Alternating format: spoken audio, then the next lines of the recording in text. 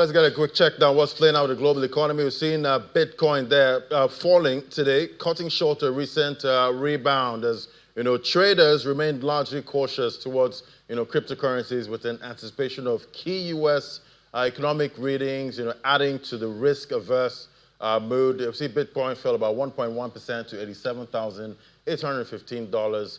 The world's largest crypto had recovered as far as $90,000 this week before pulling back today. Broader crypto prices also pulled back from a short-lived recovery, although overall losses were limited by thin trading volumes on account of year-end holidays. Then we see Ardeni Research. They've raised their gold outlook, arguing that the sharp rally across precious metals reflects macro and policy concerns rather than a rebound in global economic activity. Gold prices are up around 69% this year, lagging gains in silver, platinum, and palladium, which Ardeni says weakens the case that industrial demand is driving the move. Price of basic metals tied more closely to manufacturing have risen far less, reinforcing that view. All right, to EVs now. Tesla Inc.'s Europe sales contracted in November, according to data, while Chinese rival BYD logged strong year-on-year growth and a steadily increasing market share in the region. Tesla's sales in the European Union, the Euro Free Trade Association, and the UK fell 11.8% year-on-year to 22,801 units in November. That's according to data from the European Automobile Manufacturers Association. All right, let's look at the big investors now. Cathie Wood's ARK ETF published their daily trades. That's for yesterday, revealing a significant reshuffling of their portfolio. Leading the day's transaction was a sale of 60,715 shares of Tesla Inc., amounting to $29.2 million.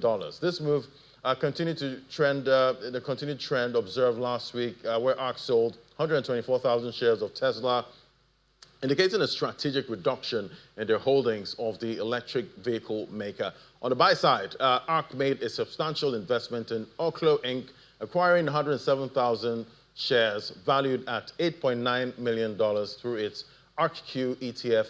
This purchase highlights ARK's growing interest in innovative energy solutions.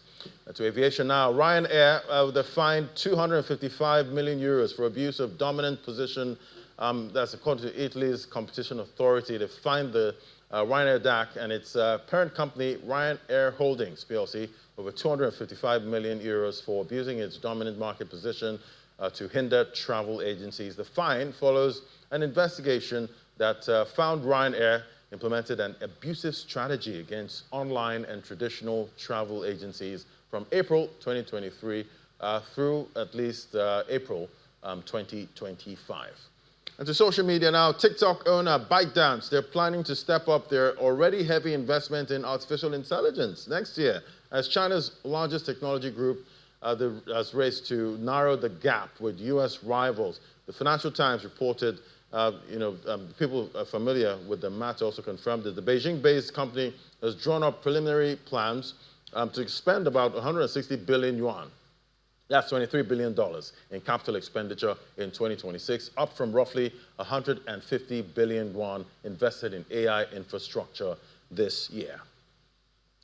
And Singapore's core inflation rate remained unchanged at 1.2% year-on-year in November, according to official data released today. The core inflation figure, which excludes private road transport and accommodation costs, matched October's reading of 1.2% and came in slightly below economists' expectations of 1.3%. And in Norway, their oil production in November 2025 averaged 1.882 million barrels per day, exceeding the Norwegian Offshore Directorate's forecast by 4.3%, according to preliminary figures released. Total petroleum production reached 2.09 million barrels per day of oil, NGL, and condensate, with NGL contributing 190,000 barrels of condensate, adding 19,000 barrels daily.